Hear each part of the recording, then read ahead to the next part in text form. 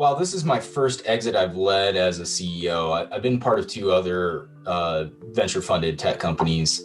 And in that 15-ish years of time, I've always heard this argument that says we're building a great company and we're not thinking about an exit. And it implied in that statement is that building a great company and planning an exit are mutually exclusive.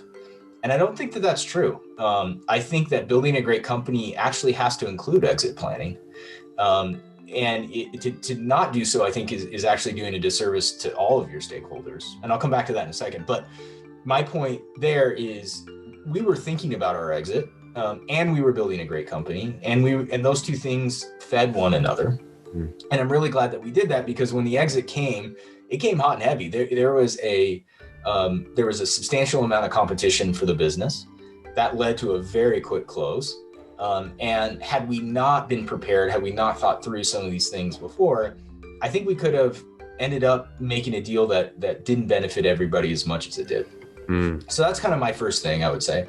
The second thing I would say is that as the CEO or the founder, or whatever your role and title is, you have to be, this is the biggest sale of your career, and certainly of your career with that company.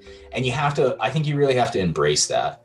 I certainly did. I said, look, I'm a big fan of executive selling in general, whether they're in a sales organization or with some other title. The CTO is like the best salesperson of the company for most tech companies, in my opinion, at least at a strategic level. But you are selling the company. You're a salesperson. You're on the car lot and you've got a car and it's time to move that inventory and you better sell it hard.